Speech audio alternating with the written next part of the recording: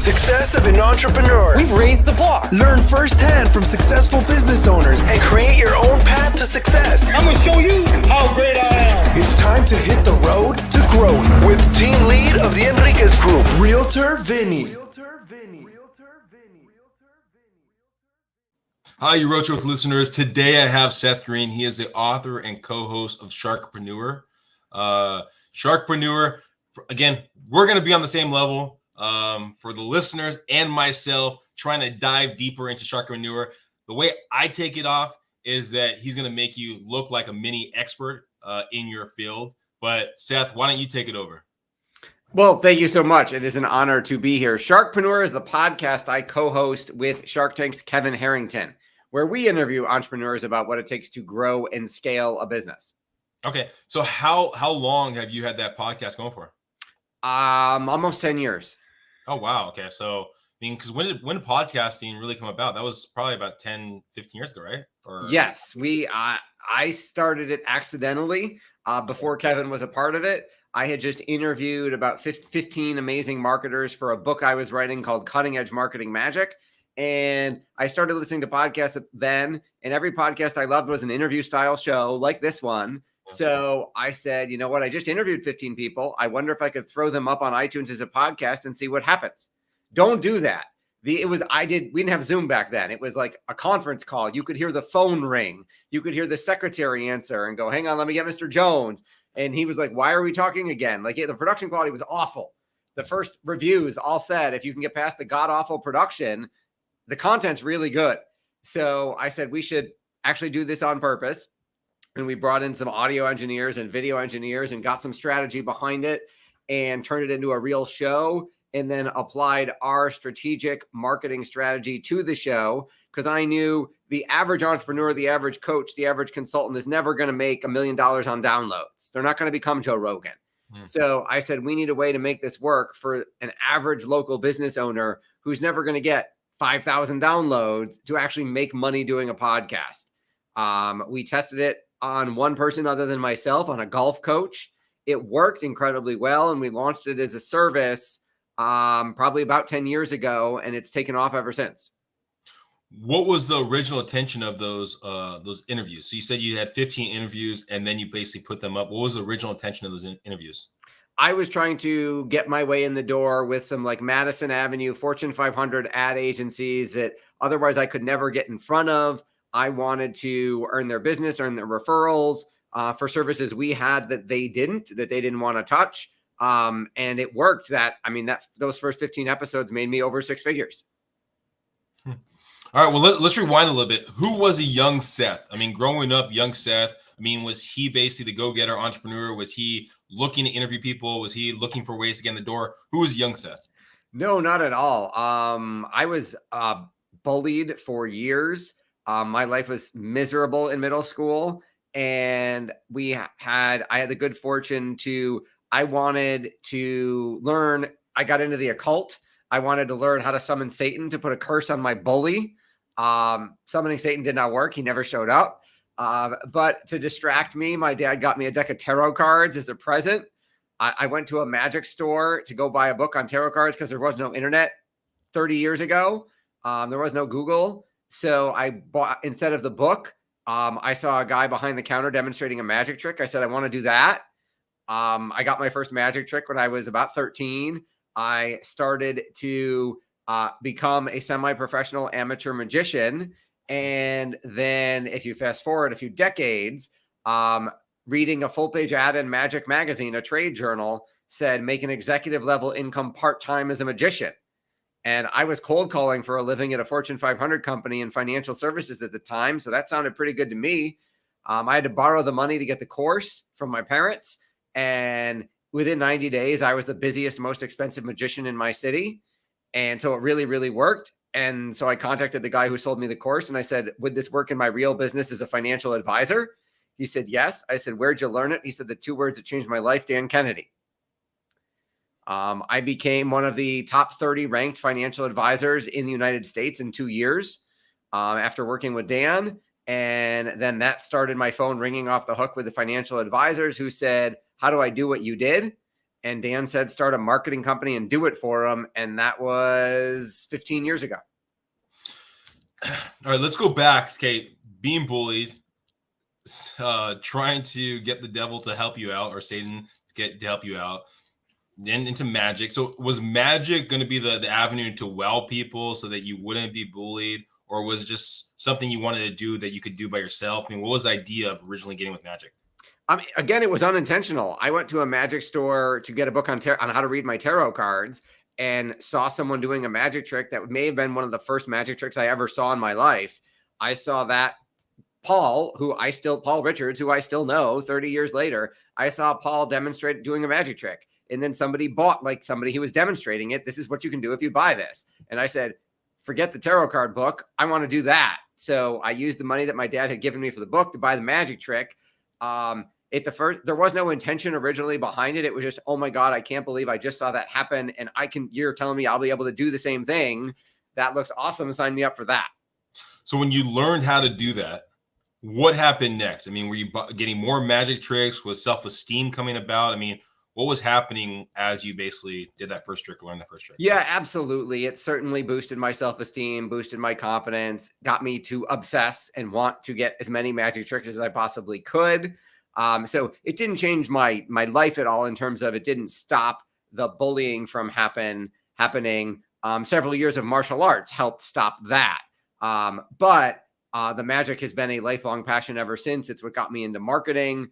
And I wouldn't be here now talking to you had I not learned that very first trick. Okay, so you're learning magic, you're learning self-defense. Where does the marketing come in, or where does that flow happen from those things to marketing?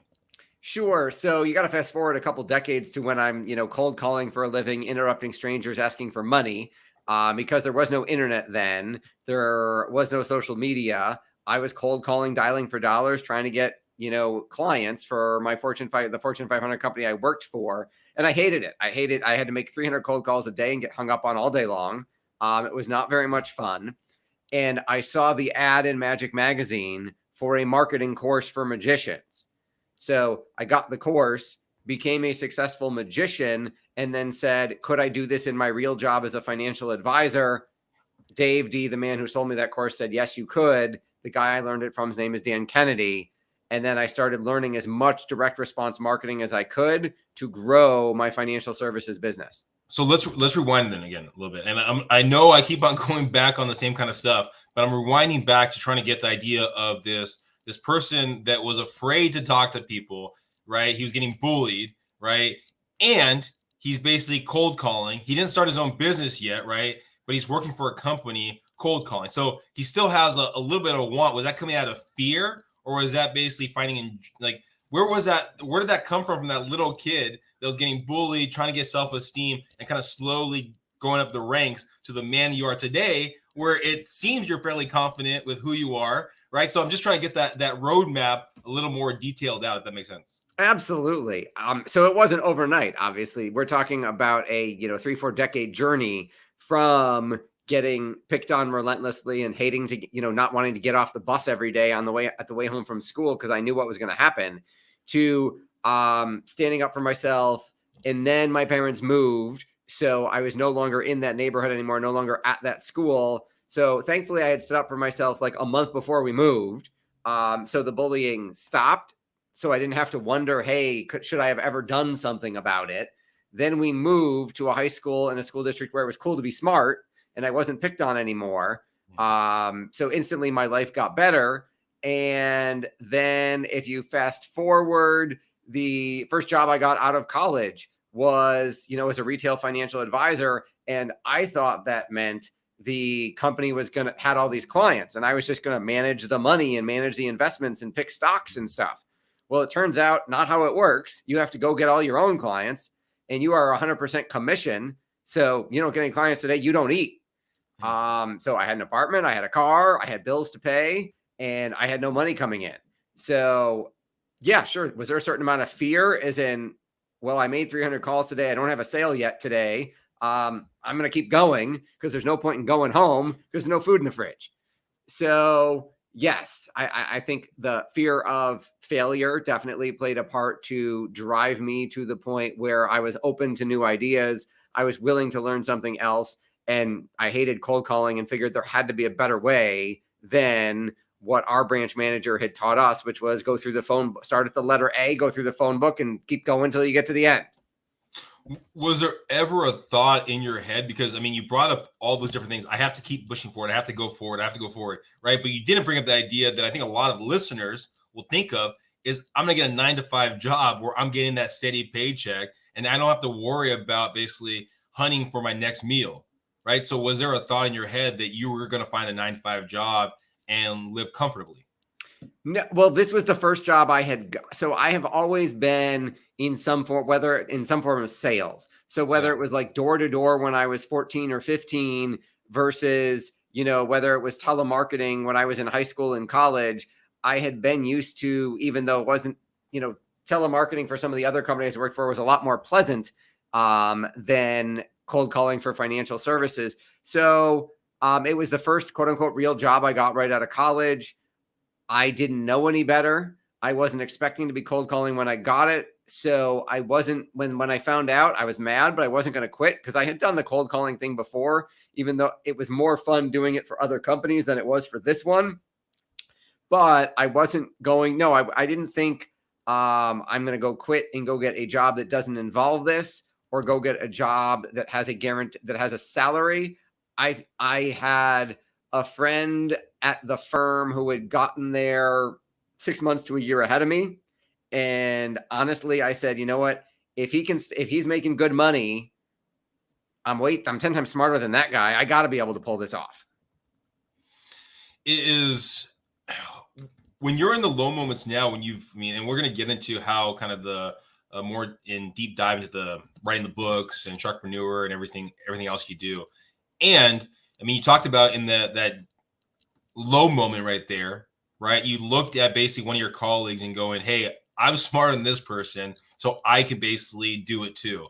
When you're in the low moments now and you've kind of, grown so much and done so much now, what do you do when you're in those low moments? Is it similar or is there a new way that you look at like the world to push you up? That's a great question. I never really thought about it like that. So, well, the low moments now are a whole lot different. Back then it was, how do I get enough money to buy Carnation instant breakfast so I have some food?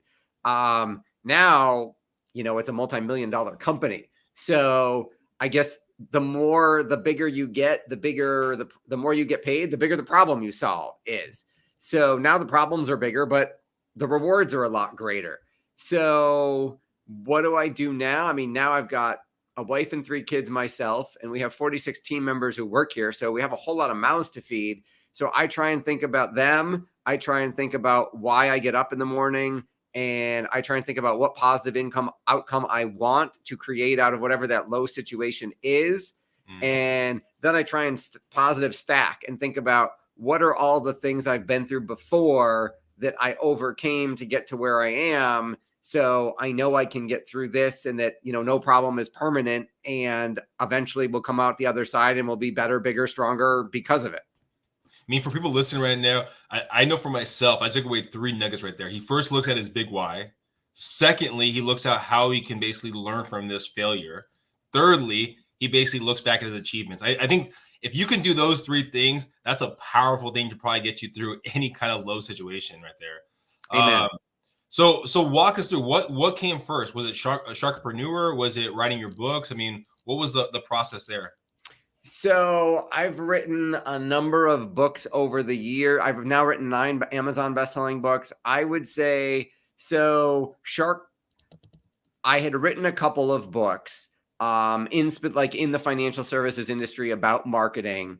And then if you fast forward a few years, 10 or 12 years ago, I had the good fortune to meet Kevin Harrington from Shark Tank.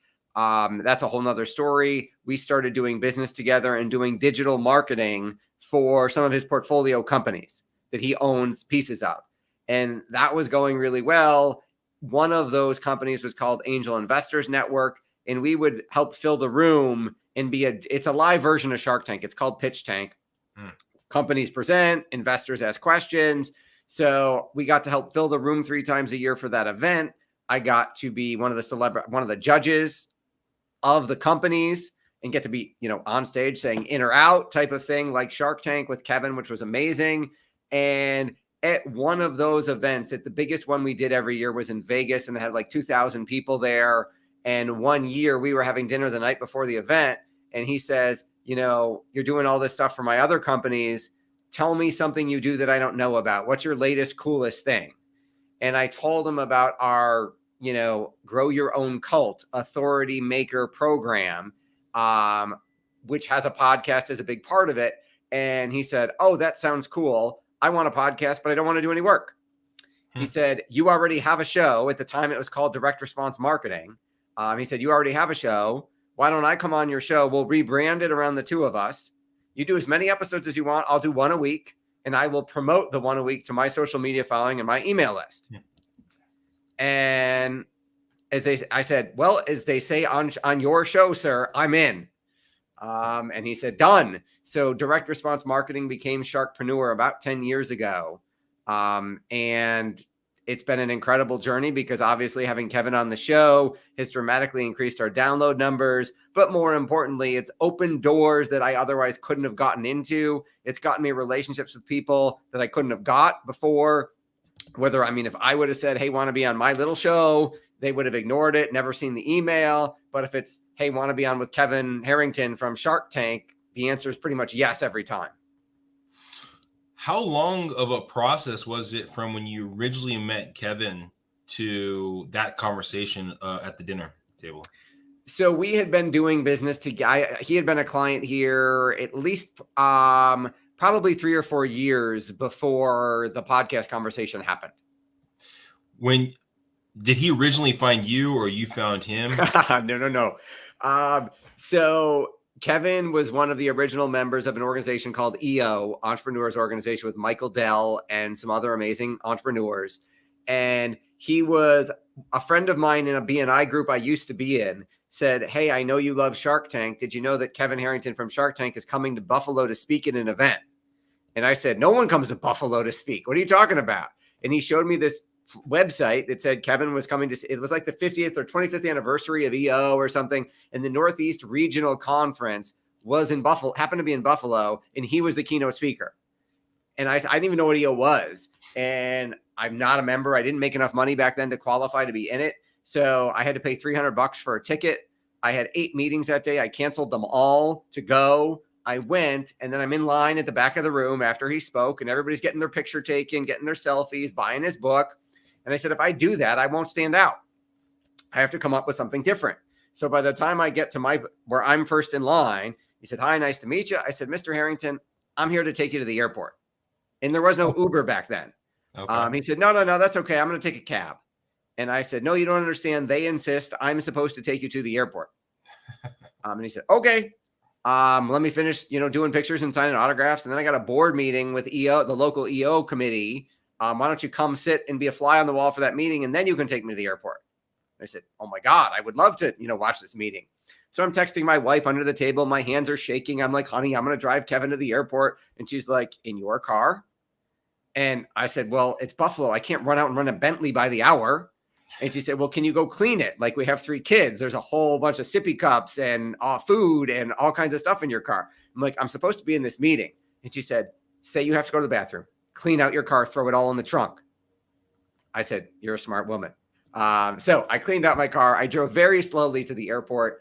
On the way to the airport, I pitched him my idea at the time, which was, hey, my firm and I have identified there's 12 holes in the as seen on TV marketing funnel, and we can fix them. And I want to send you what these 12 are and have a conversation with you. The pitch was better than that. And he said, how much is this going to move the needle for me? If I fix these 12 things, how much is it going to make me? And I said, it should increase your sales 20%. And he said, we do $1 billion a year, right? And I started sweating, and I said, yeah. And he said, that means you're promising me $200 million if I do what you say.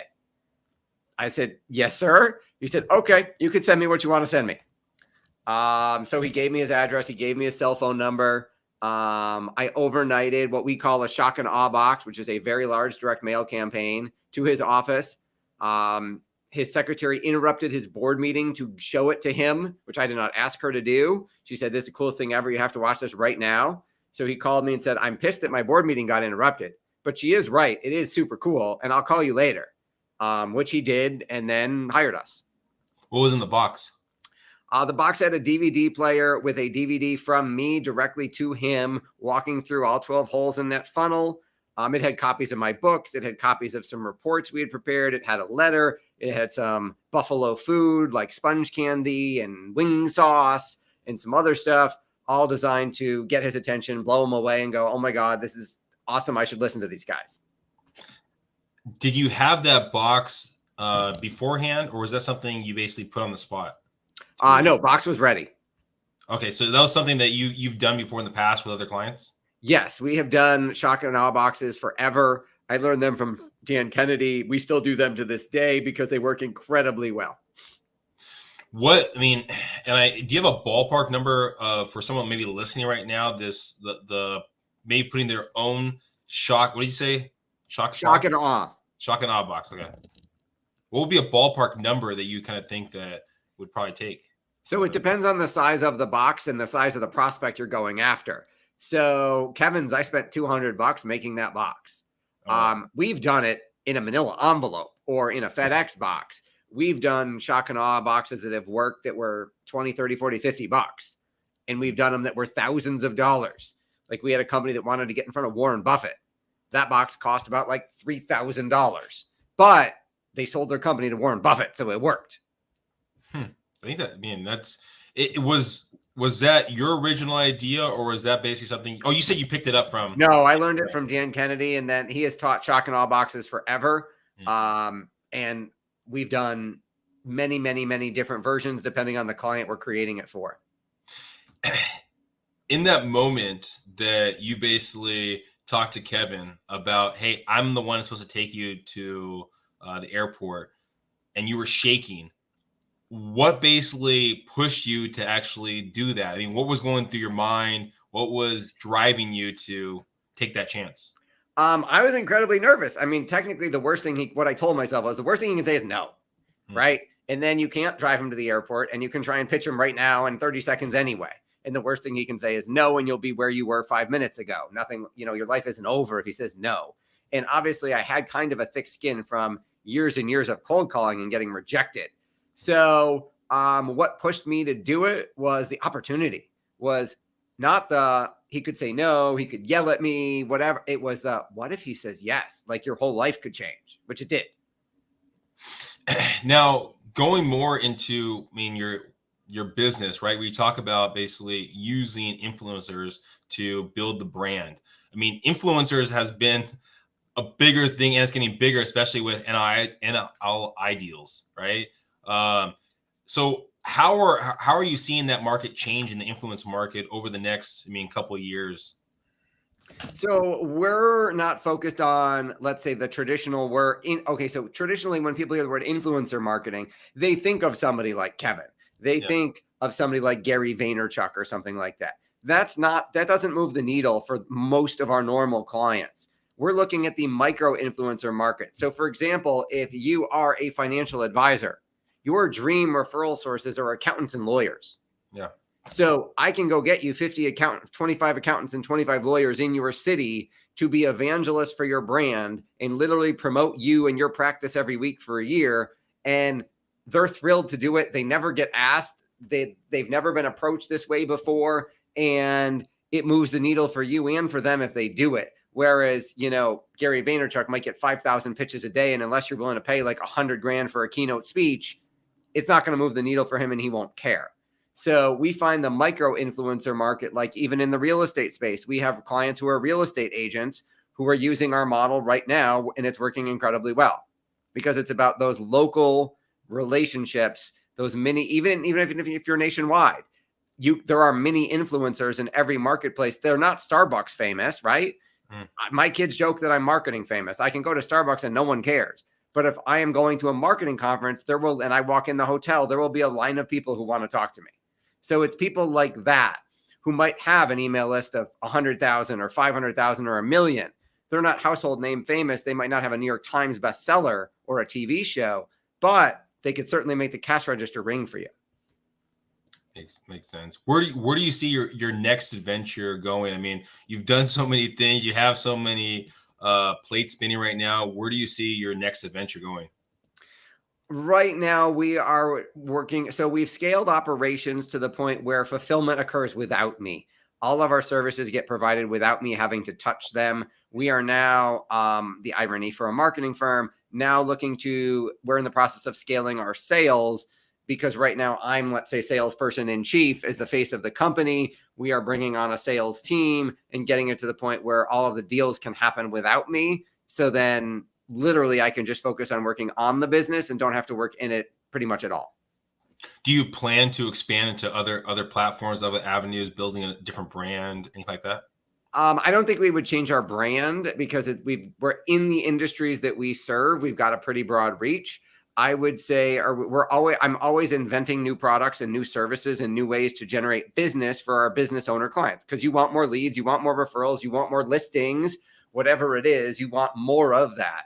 So I am always trying, at least like every 3 months, to invent a new way to do that, because obviously it keeps our clients engaged. It keeps our clients excited because people are always looking for the next shiny object. And if we can sell it to them before someone else, they'll stay with us longer.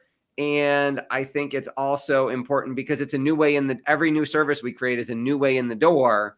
Somebody might have seen our We'll Grow You a Cult service and say, can't afford that, too high priced, it's not for me. But if they see our new time-lapse retargeting service that maybe it's $1,000 a month, like, oh, I could afford that. And they start with that and get results and then upgrade to something else. Thank you, Seth, for being here on the Road to Growth podcast. If someone's listening and they're looking to see if, there's a good fit for them and their business, what's the best way of getting more information? Sure. Our main website is marketdominationllc.com. That means Bluehost servers have to cooperate, which they don't seem to every day. So if that site isn't working for some reason, we have a special offer for your listeners. If they go to growyourown.cult.com, we have an ebook that explains our cult process that we normally sell on Amazon for $14. For your folks, it's 50% off. It's $7. It is the best $7 you will invest in your marketing, or I will refund your $7 at growyourown.cult.com. And that information will be in the show notes. One last question. It's a twofold question. Where have you seen basically marketing go from where you are today to when you started? And then where do you see marketing going in the next 5 to 10 years from now? That's an awesome question. So think about when I started, the only ways we had to reach people were cold calling, direct mail, and print advertising. So marketing has changed dramatically over the last 30 years because now we have think about it, we now have the internet and email and 75,000 social networks and a new one popping up every couple of weeks. I think the fundamental principles of behavioral psychology, why we do the things that we do, will always stay the same. I think there will always be new forms of media to reach people and try and get them to do what we want, which is hire our business. So I think marketing has, if anything, gotten more complicated with all the different media choices. Where I see it going, I think it's going to keep getting more splintered and more fragmented, and there will be more and more social media platforms. I think platforms will start micro niching down. So instead of just Facebook, maybe there's a Facebook in your industry. Maybe there's a Twitter just for your vertical because people want to identify as part of a group and Facebook groups isn't enough. So I think it'll get more splintered, which gives us more opportunities to reach people in a more affordable, more exciting way. Again, thank you so much. So many nuggets you can take away. You can take away the practical things of building your business. You could take basically how Seth looks at basically growing and expanding from his low moments. A lot of nuggets to take away. Take a listen. But before you do that, go in the show notes and subscribe on Seth's website. Thanks, guys. Subscribe, share, and tell your friends. Bye, everyone.